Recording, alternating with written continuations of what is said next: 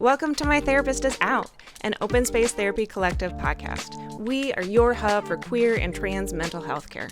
Each episode, we talk with one of our open space therapists or LGBTQ community member about mental health and building community.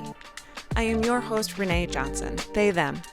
Founder of Open Space Therapy Collective, I'm a licensed therapist and an art therapist. I specialize in working with queer artists who are exploring their gender identity and recovering from complex trauma. This week, we are talking with Kristen Crowe, she, they. Kristen is a licensed therapist, dance movement therapist, and clinical supervisor with Open Space Therapy Collective. Kristen specializes in working somatically with adults and partners to help heal the mind-body connection so you can feel more grounded and vibrant every day. As we dive into today's topic, please keep in mind that this is a mental health podcast and we will talk about sensitive issues. If you would like to be informed of any trigger warnings, please read the podcast description. Welcome to My Therapist is Out, an Open Space Therapy Collective podcast. We're so glad that you are here today, and we have joining us our lead therapist and clinical supervisor, Kristen Crowe. Hi, Kristen. Hi, Renae. How are you? It's a weird day, man. It is a weird day, but we're gonna roll with it and see what happens. And this might be a little punchier than some of the other episodes, but meh. I feel like all of my episodes are punchy. Probably. So today we're going to talk about why and how queer relationships can start mirroring hetero dynamics, which happens a lot. What about this topic drew you to want to dive into it? I feel like I am seeing this a lot in the room with a lot of my clients right now, and as well as like a lot of my friends and sometimes my own life. So like it's good to just kind of look at this and see what's going on and normalize some of it and also challenge some of it. Mm-hmm. Yeah, well said. I think this happens so much, and it like is in our subconscious, both of ourselves and our culture, that like it can sneak in and we don't even realize that it's happening. Yeah. So to start out, like, what are some examples that you've seen or experienced of the toxic side of a hetero relationship sneaking into or starting to show up in a queer relationship? Yeah, just throw that one out first, huh? All right. Indeed. All right. Oh my God. Some of the toxic ways that hetero dynamics sneak into queer relationships. I think that we end up in a lot of, is role lock therapy speak, or is it like normal people speak anymore? I don't know. I don't know. I think if you explain it, that'll work. I feel like it sounds like what it is though. Like you get locked into these roles of like thinking that you have to be a certain way or you have to do the certain things because that is the role that you have been assigned in the relationship, and because society dictates that one person be the mask person and one person be the femme person, whether or not that's real and present in your relationship. And so then I think that turns toxic in the sense of there is resentment and feeling like there can't be a full expression of who you are as a person in your relationship because you feel stuck in this role, stuck in this energy. Yeah, I think like some real easy, tangible ways are like the stay-at-home mom, or the femme person typically does the dishes and does the sweeping and does the laundry, while the mask person will, fix the broken door handle and mow the lawn. Take out the trash and that kind of stuff. What about emotional roles? What are some like stereotypical mask femme emotional roles? Oh, like masks don't get to have emotions and they have to be much more cool and aloof, and you're not allowed to cry and I can't even say that with a straight face without rolling my eyes. Um, then the femme has to be the soft, emotional, understanding, empathetic, can handle all the things, or can't handle all the things and can't be trusted to make decisions of some Mhm. kind. Yeah, there's probably more, but Sure. But like that's a good like general picture of like here's some really obvious stereotypes that hetero relationships really have been built on, right? Like Mhm. the fact that stay-at-home moms is like a thing that everybody knows and is really common. And it's not the other way around, even to the point where like, you know, I don't know, I'm hoping this doesn't happen as much anymore, but like a lot of um,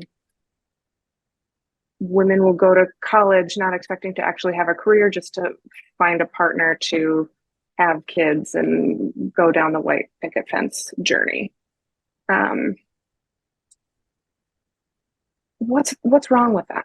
Like where when it starts to transfer over to queer relationships, what's wrong with it?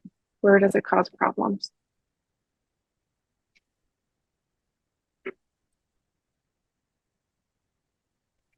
I think if you're looking at the ways that queer relationships can and do evolve, right? Like as people kind of explore things, especially like AFAB, right? Like you grow up with these certain stereotypes in your head. And then as you start to uncover things that you decide to shirk from society, things like you might be growing and evolving. And if you're locked in this role, I mean, not that straight women don't do that too, but you might get locked in this role and feel stifled that you don't get to fully expand on your anything, your dreams, your identity, your goals. Um, and you get there's resentment. And what if your partner wants to shift in that Mm-hmm. too, right? And like, how do you navigate those things? And do you feel allowed, like you're allowed to navigate those challenges together? I don't know if that answered your question. I think tell me what I'm missing, but like there's the queer relationships when we're at our best have a lot of fluidity and flexibility for both Hmm. for all partners.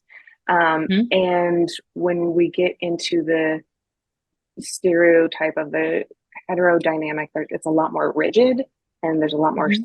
stuckness and unrealistic expectations of what the other should or shouldn't be doing. Hmm. That was much more succinctly said.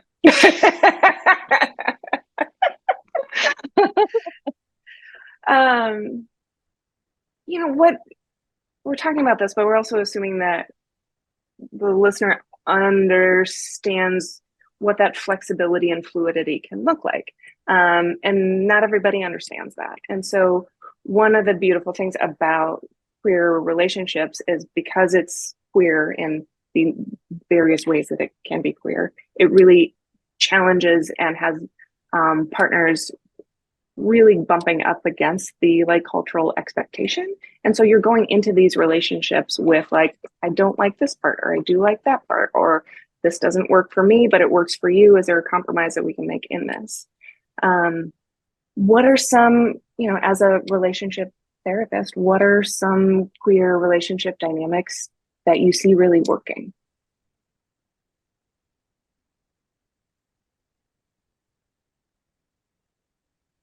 I think it's the willingness to be open and communicate about where you are, like in that moment, in that day, in this stage of your life. And it's a constant negotiation and just like openness to that. And I think that that's really hard for people in general, right? To verbalize where you need to be and what you need in the moment. But I think the dynamics that I see working the best are the ones who are really open and empathetic to hear what their partner has to say. And it doesn't mean you have to accept it all the time, but like you said, is there a compromise in the middle? And I think it's just having these like willingness to be vulnerable, I think is probably the biggest like skill that I see being really beneficial to the longevity and like I don't want to say compatibility. What's the word I want? I don't know what the word I want is. Not it. Compatibility works. Okay, sure. I mean, I think that vulnerability piece is a really good point because in the hetero stereotype, the mass person doesn't get any emotions and they're just the provider and the fixer. And the femme person tends to be the caretaker, so has to shove down a bunch of emotions and do a bunch of emotional management for other people or floods emotions. And both are avoidant, like attachments, and neither one of them are an invitation to the other one to show up as their full authentic self.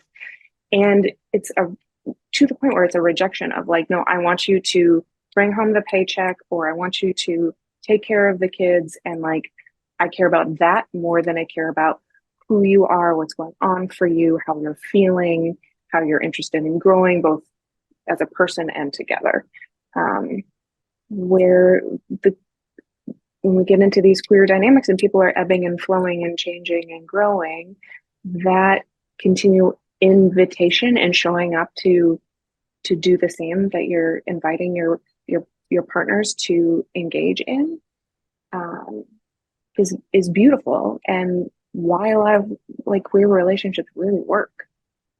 And it also like brings up the extra challenge of like on the outside, if your friends, family see like one version of the roles that you have taken on, then like to have them shift might get confusing for other people. And so like how do you stand in that ground and be strong and be like, no, this is what actually works for us. We don't need to have this shoved back down our throat of like these are the roles that we're supposed to be in. Yeah. So strength and vulnerability. It is. I mean, even on the, I know for me, it's like, I'm not somebody who wants kids. I've never wanted kids. That's not a thing. Love my friends' kids. They're great. I'm glad I can send them home and don't have to take care of them. But that was a really difficult thing, both for family to accept because they wanted grandkids and they wanted the line to go on, or whatever. And it was also hard in dating people because it was a lot of, oh, they'll change their mind, oh, they just think that now, but that will shift. And it took a long time to find partners who were like, oh, cool, I believe you, and what I also don't want to be a caretaker for a kid. And so there's also a piece of, yes, stand up to family who's taking a while to adapt to it, and making sure that you're drawing the queer partners that are aligned with what you want and believe you when you tell them things.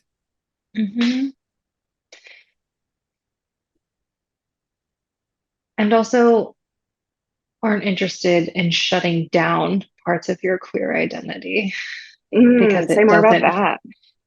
I'm thinking specifically about a person that I'm working with who has a partner who is only interested in some parts of their queer identity versus like not other parts. Like gender stuff is totally fine. Like we can ebb and flow through that, but who they are attracted to is not okay and fine. Like right? So like you're only allowed to be interested in one gender, and that would be the gender that I align with.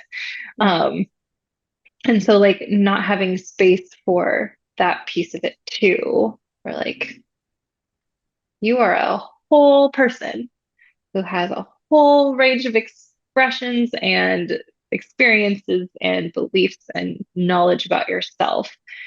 And you deserve someone who can see and hold and validate all of that. Mm-hmm. Yes. And I mean, for this person's other partner too, it's not working for them either. Like when we're feeling like, oh, I'm just going to ignore this part of my partner because I don't like it, you are then saying, I'm going to stay with somebody who's not actually a good fit for me because I'm sure there's a bunch of other stuff that hasn't come up that's also not working. And it can be hard to admit that when you do care about them, but if you're denying or shutting down or trying to change parts about somebody, you don't actually like them. I wholeheartedly agree with that. And not my job as a therapist. Yeah, no. On We a did get personal person level, yes. We did get a couple questions in that I think I'm just going to read verbatim because I think they're good examples of roles that people can get into. And I'm curious what you think about them. So one says, I love my partner, but I can't get them to see that I want more than just a role play of a white picket fence and a house kind of relationship. They're so cottagecore. How can I get them to break free?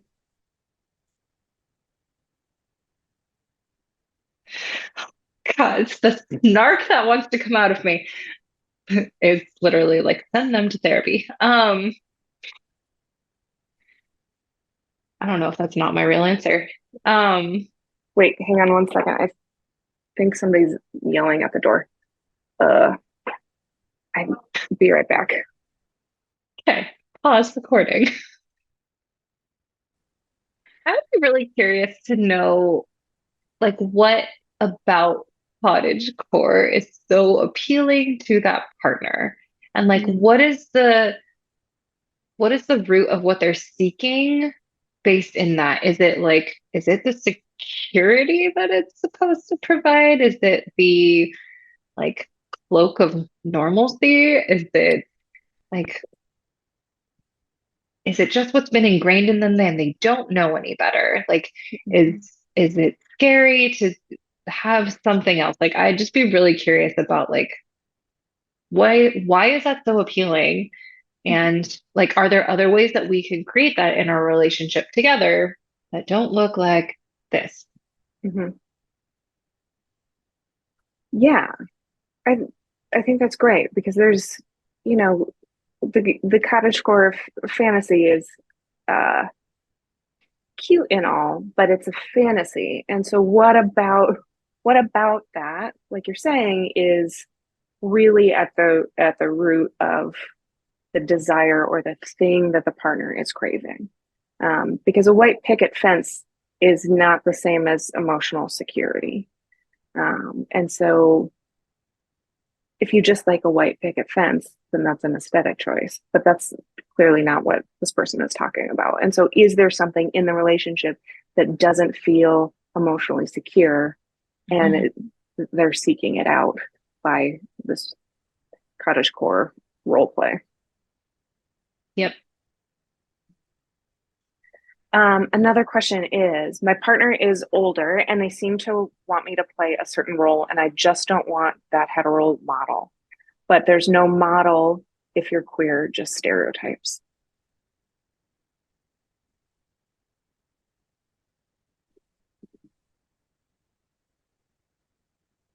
I think I'd still be really interested in like, what about like, what is your partner seeking in this? Is it like control? Is it um like there's a place for that in kink or something if you've got full consent for it. But if like we're Mhm. looking at just like that is the way I want you to operate, then I'd still be Mhm. really curious to know like what is that doing for you and what does it do for me Mhm. to play into that for you. Mhm. Um, and again, like how can I practice my own autonomy and being a person and like still feeling safe for you. Mhm. Um,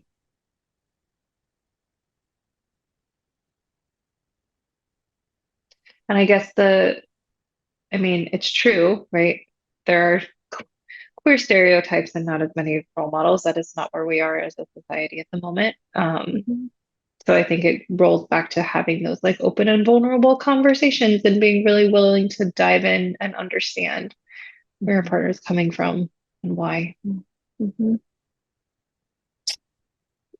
One thing that I see a lot with clients is when there's an age gap.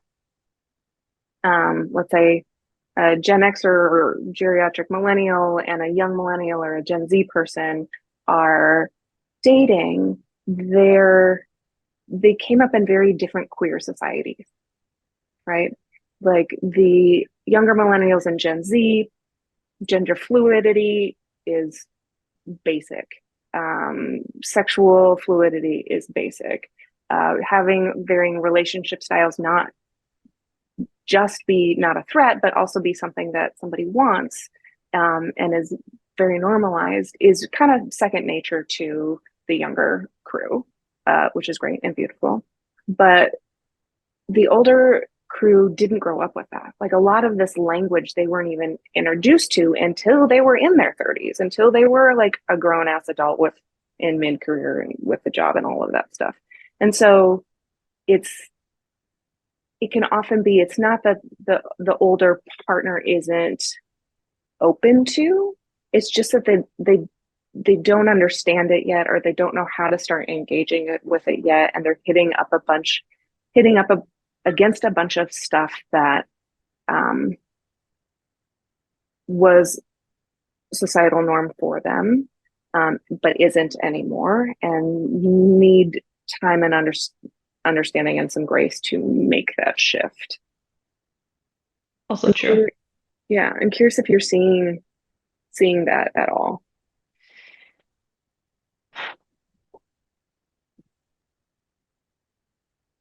Yes. Yeah.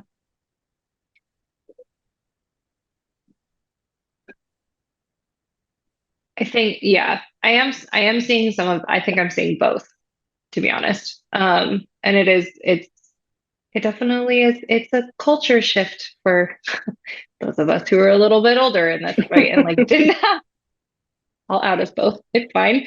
So Hmm. um, like just not having the language and not understanding it. I agree that it's not that we're not open to it. Sometimes it's just that we have to literally shift the things that are what we have known this whole Hmm. time, right? And just Hmm. broaden our understanding. And it's part of being open. Um, but like still the willingness to change is not always a thing that is instilled in all. So I think it's a both sort of thing.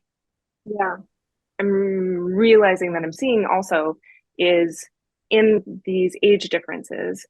Yes, the older partner is needs more time and needs to do some more manual shifting.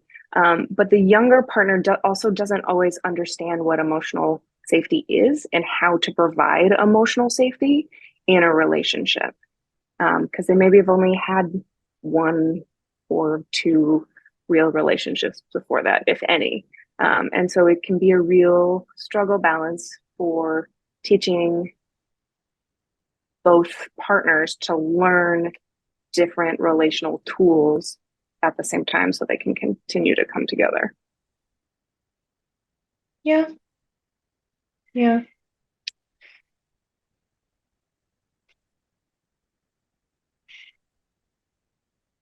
I also think that I feel like younger generation has also started to do a lot more work in providing emotional safety, like in general within like peer groups. And Mm-hmm. so not saying that like doing it with a partner is different, right? There's a different level of intimacy there. Yeah, just noting that it's not like a super foreign concept, but like shifting how that shows up in an intimate Mhm. relationship versus like it does with your peer group. Like, yes, emotional literacy is something that we have to continue to learn throughout our lifetimes. Absolutely. Yeah, Mhm. and you're totally right in that, like, um it's been a beautiful thing to see the younger generations really step up in a lot of these ways. Mhm. Um, and I think we will all be learning emotional literacy until we are done on this plane and doing whatever's next. I absolutely hope so. Me I too. do not want to Oh. get stuck in any particular stage of that. Like to get better. Thanks. Yeah, for real. Um, okay, one more question that came in was I broke up with my last partner because we fought so much. But now the same thing is happening with my new partner. Am I the problem?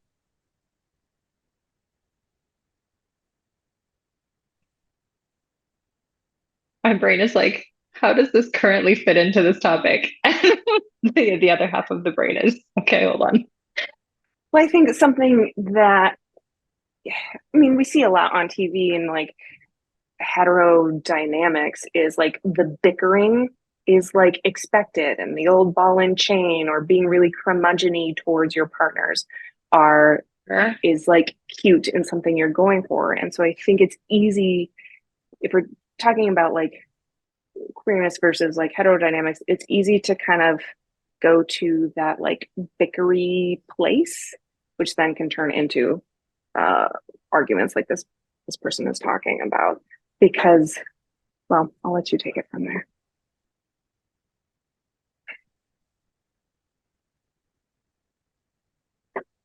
It would be remiss to say that like all couples fight, couples argue, Mm-hmm. couples get on each other's nerves, Mm-hmm. partners in general. Mm-hmm. And so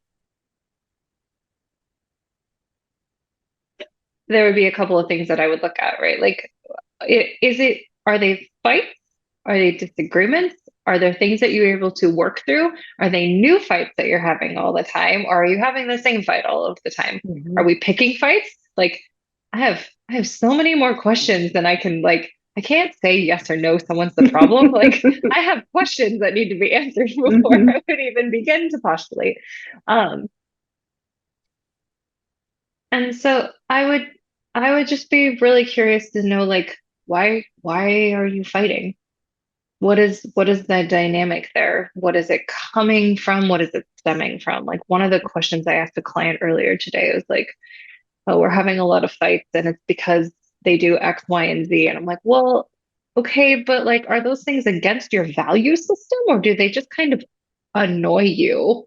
Mm-hmm. And like if they're just kind of annoying, then sure, let's talk about that and see like what kind of compromise it is. But like if it's against your value system, then that's kind of a different conversation, Mm-hmm. right? And like, are you staying with this person because of heterosocial norms of like necessity Mm-hmm. in your brain, right? Like, or is it something different that can be worked through? So Mm-hmm. yeah, Yeah. I have too many questions to give that an actual like yes or no answer. Yeah. Well, I think that, I mean, that is even really important. And as like you're going through these, you're like, I have more questions. Is, in really talking about like the queer hetero relationship dynamics and how one can melt into the other one, is being really curious. And like you were saying before, that vulnerability, that flexibility, that um, curiosity about your partner and about what's going on with them, about what's going on with you, and ways to come together is really the key thing here. And at any point where you're finding yourself shut down, you're finding yourself being judgmental, you're rejecting your partner, old wounds are coming up and things get rigid, is a really great sign of being like, oh shit, hetero stuff is leaking in. We need to take a beat and really come back to a place where we're being curious about ourselves and each other. Mm-hmm. Ooh, when you said that, then my next question was like, is that like a femme energy issue that like you're just going to take on these problems and decide that it's your fault? Yeah, which is a great point, because if one partner's like, okay, great, I'm going to do that, and the other partner's like, yeah, you do that, and like lure me out of my shell, well, then that's not, it only works if both partners are doing it. Mm-hmm. Great. How are you seeing this coming up with yourself or in your community or with your friend group?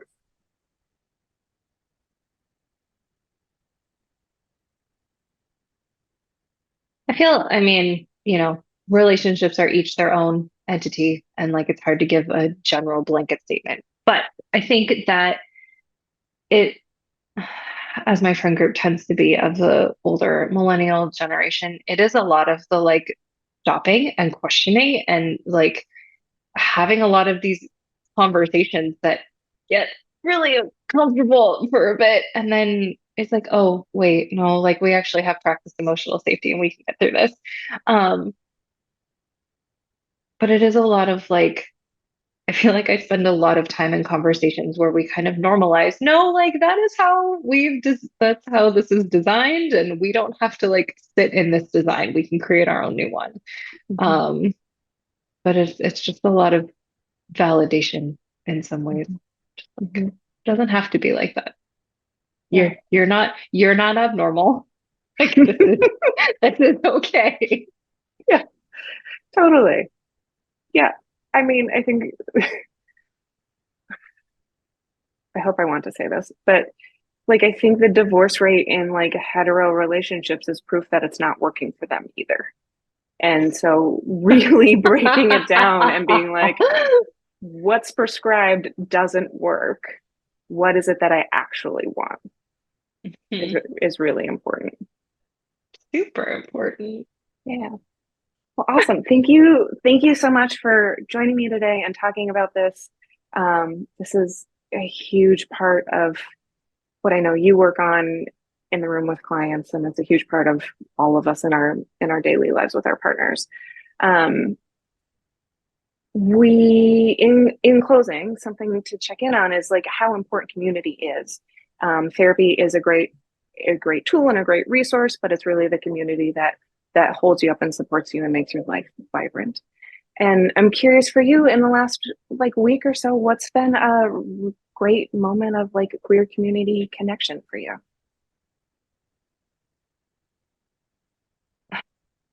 But the first thing that comes to mind outs me in my personal life a little bit more, but I guess that's fine. So I'm doing a show with one of our hopeful future podcast guests, and it was just really lovely to like he came into the studio last night when I was about to teach, and I was like, wait, no, I can't start teaching yet. I have to go give him a hug and a kiss. Okay, I'll see you later. And it was just really nice that he like dropped in and like sent some love into the studio, and then I got to just see him and say hi, and it felt really nice. That's awesome. I love that. Oh, What about those you? like those surprise pop-ins are so like warm and fuzzy. He never comes in on Tuesdays. He normally drops my stuff off on Wednesdays. So I was like, oh, what are you doing here? I've had a rough couple weeks. There's like been some like emotional stuff happening, and being able to say like, hey, I have to cancel on plans. I'm like, sorry, something's come up, and having my queer crew be like, hey, yo, we get it, no problem. I'll see you next week when things are better. Just is really loving and very like even though it's time that I need to do some self-care and recharge, that space of I don't have to perform and they're there and it doesn't compromise the relationship. It feels really, really supportive, and something I really appreciate about my career. Yep. Well, thank you again so much. Thank you to the listeners for joining us today. You can find us Spotify, Apple Podcasts, YouTube. Please subscribe, please rate. I know everybody says this, but it does make a difference. Please share. You can also find us and join our online community, TikTok, Instagram, My Therapist is Out, and Open Space Therapy Collective. If you're interested in booking an intro call with any of our therapists, including the wonderful Kristen Crowe, you can find us at openspacetherapycollective.com. Thanks so much. Cheers, y'all. Thanks for joining us. If you're in California and looking for a therapist, visit our website at openspacetherapycollective.com and book a free intro call with one of our therapists. If you're enjoying My Therapist is Out, please rate, review, and follow us on Spotify, Apple Podcasts, and YouTube. My Therapist is Out is an Open Space Therapy Collective podcast. Our therapists are Renae Johnson, Kristen Crowe, Debbie White, Jenny Nigro, and Tara Friedman. Our podcast editing is done by Smash and Grab Studio. We'd love to hear from you about today's topic, so you can email us at info@openspacetherapycollective.com. You can find us on TikTok and Instagram at My Therapist is Out and Open Space Therapy Collective. Thanks for listening.